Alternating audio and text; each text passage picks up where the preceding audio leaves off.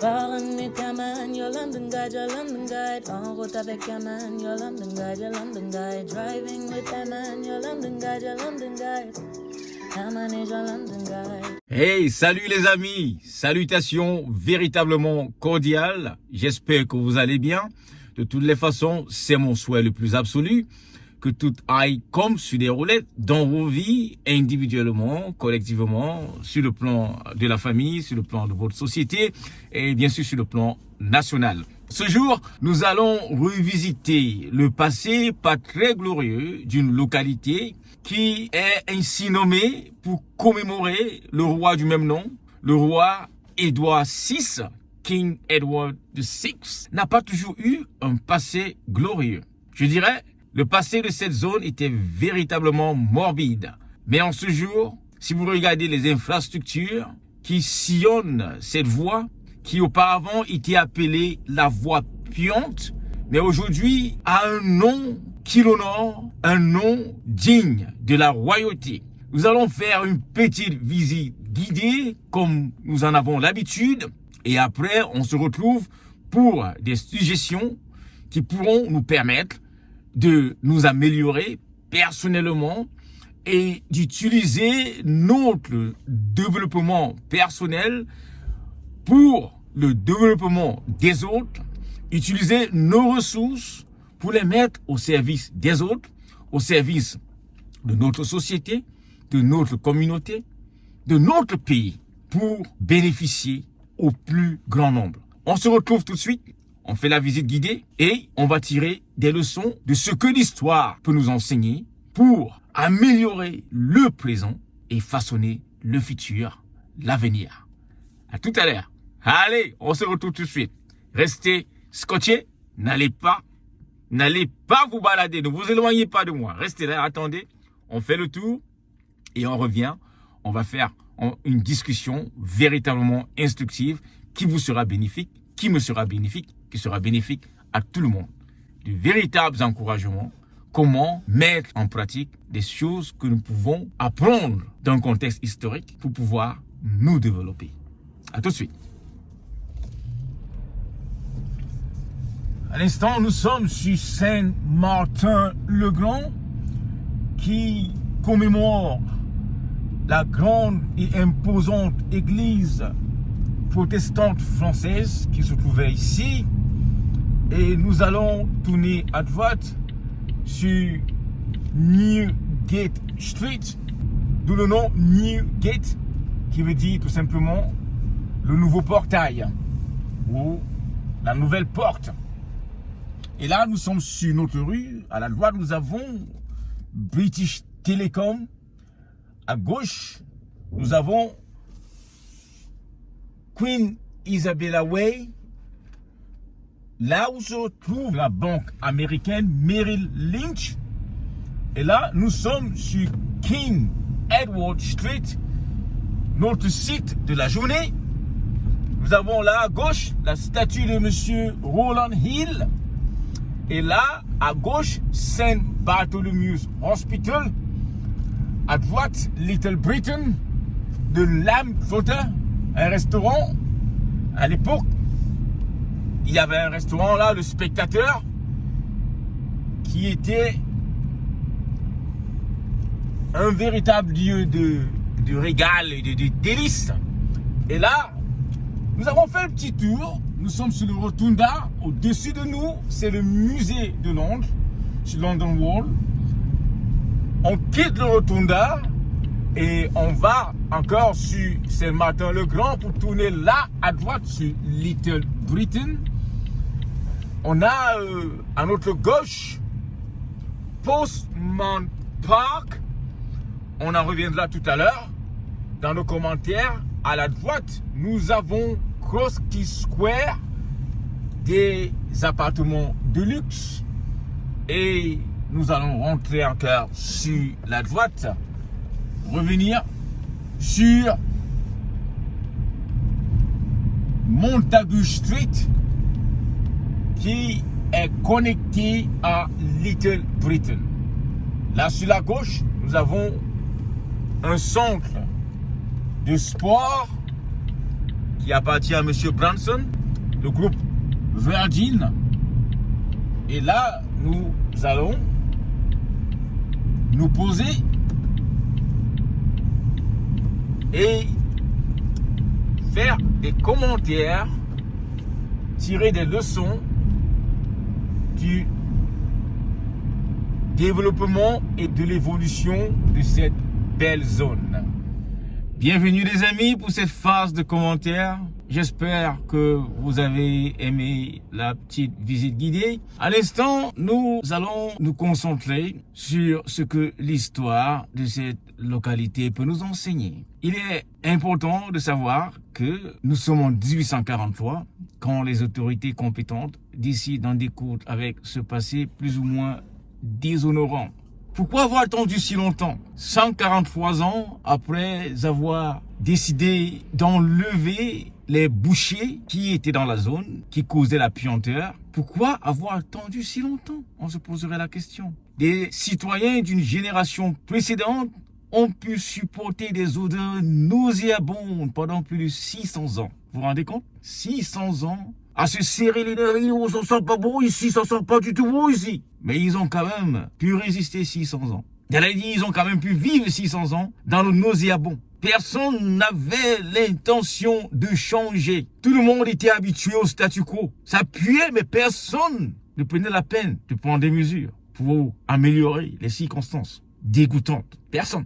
Il a fallu toute une nouvelle génération pour se rendre compte que les choses ne peuvent pas rester ainsi. Et la génération a mis en branle des mesures pour pouvoir aboutir au changement. Des mesures radicales et des mesures vraiment drastiques qui ont entraîné un développement et une transformation phénoménale de cette zone. La zone a pu être transformée parce que des gens avaient l'ambition déjà. Ensuite, la volonté et la détermination de prendre des mesures qui pourront contribuer à l'assainissement de la zone. La zone aujourd'hui, quand vous la regardez, elle est belle, elle est assainie, elle est attrayante. Belle à une époque où elle était répulsive, où elle était nauséabonde, où elle chassait des gens.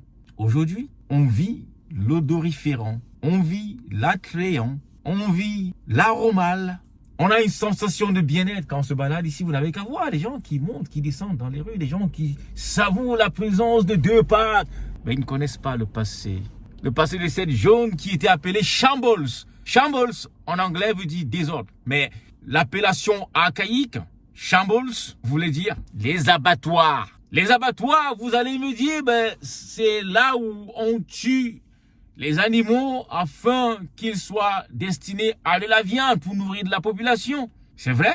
Il y avait des choses prioritaires qui ont été négligées. Le bien-être des individus, l'honneur d'une ville, l'honneur d'une nation. Et quand les autorités compétentes s'en sont rendues compte, la décision a été prise. Même si ça a été fait par une autre génération. Au moins, il y a eu cette prise de conscience du déshonneur que le nom de la rue déjà causait, et ensuite des conséquences néfastes sur la santé des individus, afin de pouvoir prendre ces décisions-là qui ont contribué au changement. Il a fallu cette prise de conscience. Il a fallu que les gens prennent conscience de la réalité. Si nous aussi nous avons conscience des choses dégoûtantes que nous pouvons rendre attrayantes, des choses nauséabondes que nous pouvons rendre odoriférantes, des choses répulsives que nous pouvons transformer en choses attrayantes dans nos vies, dans nos sociétés, dans nos États, dans nos nations, il est impératif d'opérer cette motivation et cette volonté de changement afin que ces choses puissent effectivement changer.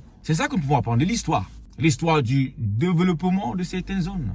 L'histoire du développement de cette localité qui, aujourd'hui, est carrément une rue tellement attrayante, une rue tellement attractive que tout le monde se fiche pas mal de ce qu'elle était au passé. Mais c'est important de savoir ce qui s'est passé avant pour comprendre à quel point les efforts ont été investis, des changements ont été mis en branle, des décisions ont été prises et des projets ont été conçus et acheminés et menés à bon port et conclus pour le bien-être de la population, le bien-être des citoyens. La voie de la puanteur. Oh, j'imagine les enfants qui marchaient avec leurs parents. Oh, papa, maman, c'est dégueu, ça sent pas bon là.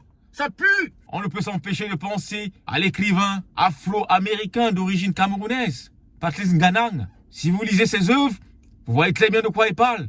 Il parle du cabinet, quand il décrit ces réalités qui étouffent, qui font suffoquer. Pas seulement le physique, mais sur le plan social, sur le plan politique, tout ce qui fait suffoquer. C'est le creux du cabinet. On ne peut s'empêcher de penser à M. Donald Trump dans sa description de certains pays en voie de développement, dans sa description de certains pays très endettés comme pays merdiques. Ben c'est à ça que ça renvoie. Ça sentait de la merde sur cette rue. Et les citoyens londoniens appelaient les choses comme elles étaient. Ils décrivaient les réalités d'une localité par rapport à ce qui caractérisait cette localité. Et dans ce cas, c'était le désordre causé par les bouchers qui avaient installé dans cette localité un abattoir. C'était un lieu qui ôtait la vie aux animaux. Mais les conséquences étaient tellement lourdes que le goût du profit, le goût du gain avait aveuglé les citoyens de la localité. Là, c'était grave. C'était grave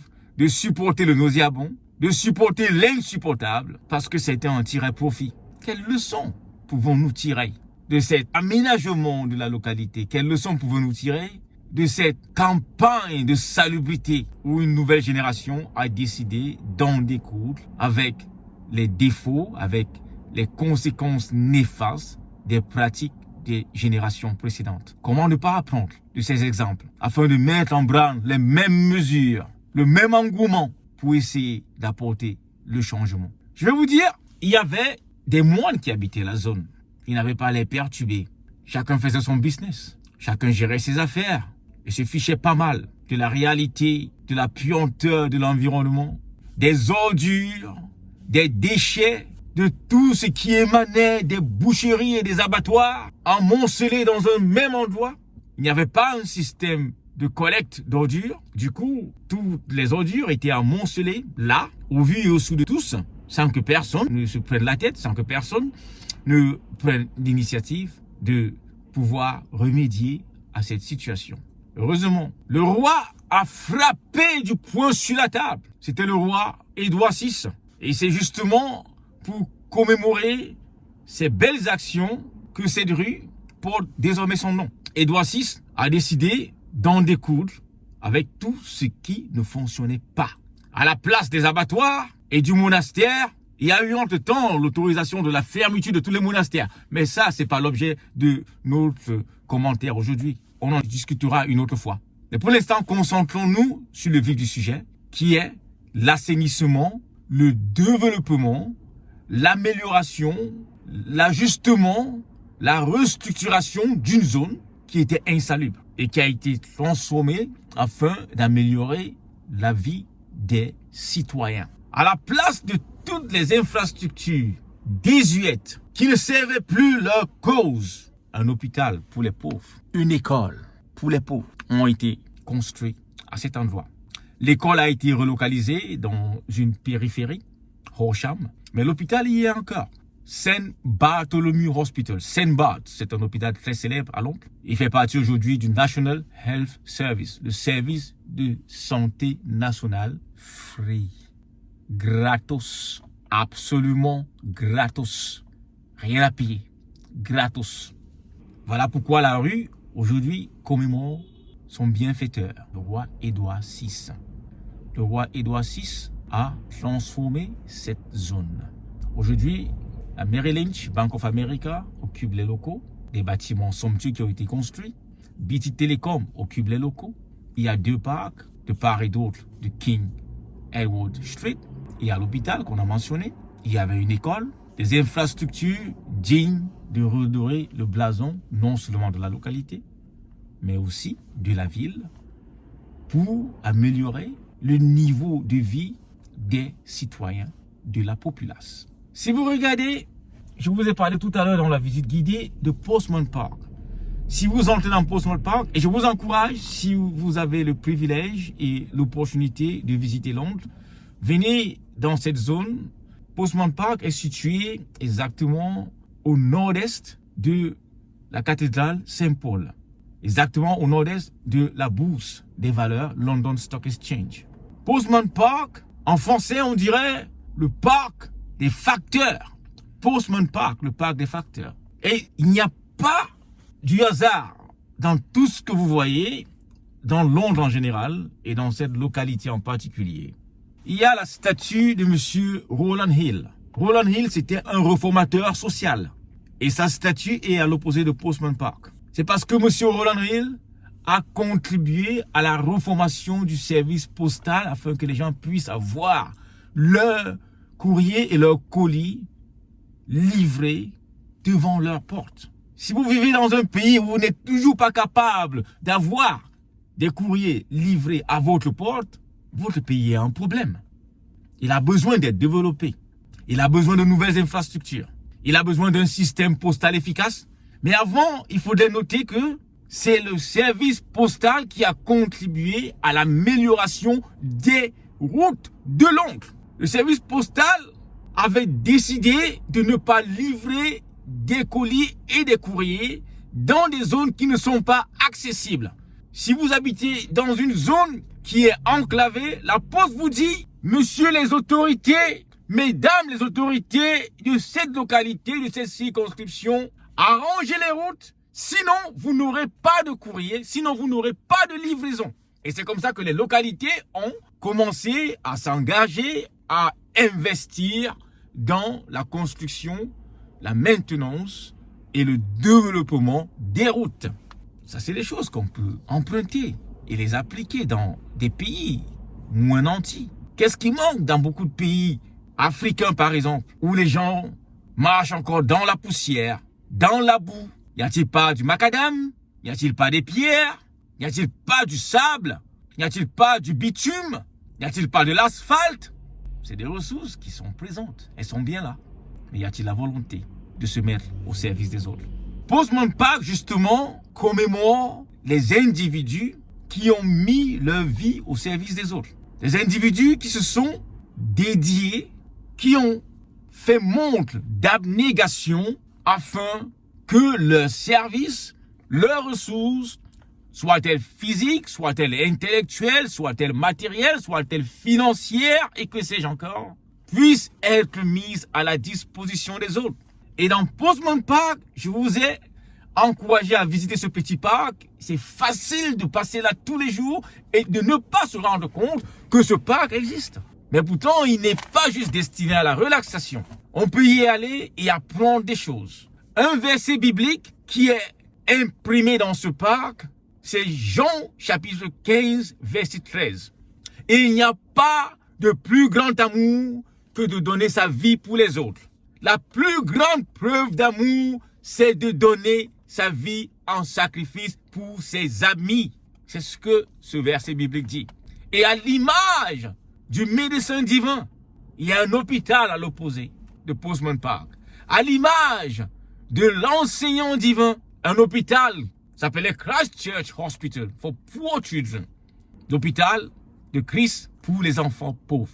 À l'opposé aussi, l'école pour les enfants pauvres. Quelle merveille, quel exemple à suivre. Une belle zone caractérisée par les efforts des individus mis au profit de la populace, au profit du grand nombre. Nous pouvons très bien copier ces exemples et les mettre en pratique en fonction de notre contexte socio-politico-culturel. En utilisant nos ressources.